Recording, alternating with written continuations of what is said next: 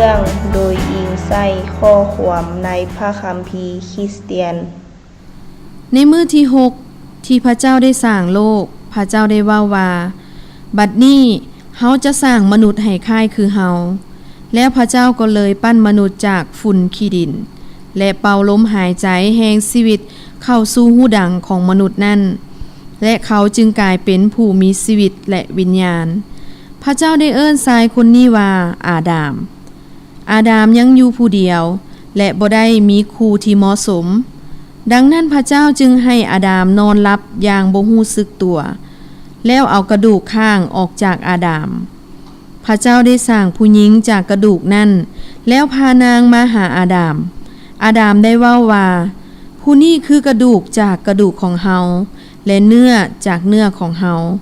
ต้องเอิ้นว่าผู้หญิงเพราะมาจากผู้ชายพระเจ้าได้เว้าว่าผู้ชายจะจากพ่อแม่ของตนไปผูกพันอยู่กับเมีย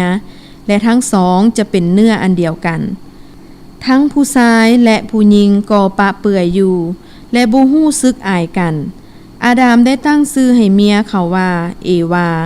พระเจ้าได้อวยพรทั้งสองให้มีลูกหลายเต็มแผ่นดินและให้มีอำนาจเหนือแผ่นดินโลกและเหนือสัตว์ทุกชนิดที่อยู่ในแผ่นดินโลกพระเจ้าได้เบิ่งทุกสิ่งที่พระองค์ได้สร้างและว่าดีหลายเมื่อคืนผ่านไปและมื้อเช้าตามมานั่นเป็นมื้อที่6พระเจ้าได้ใช้6มื้อในการสร้างทุกสิ่งและในมื้อที่7พระองค์ได้พักพรจากการสร้างพระเจ้าก็เลยอวยพรให้มื้อที่7และได้ตั้งมื้อนั้นเป็นมื้อศักดิ์สิทธิ์พระเจ้าได้ปลูกสวนที่อุดมสมบูรณ์ในทุกอย่างและตั้งชื่อว่าสวนเอเดนพระเจ้าได้สร้างต้นหมากไม้ทุกชนิดที่กินได้เป็นอาหารอยู่ในสวนนั้นและมีสายแม่น้ำที่ได้ไหลผ่านสวนนั้นพระเจ้าก็เลยให้อาดามและเอวาอยู่ในสวนเอเดนในสวนนั้นมีต้นไม้พิเศษ2ต้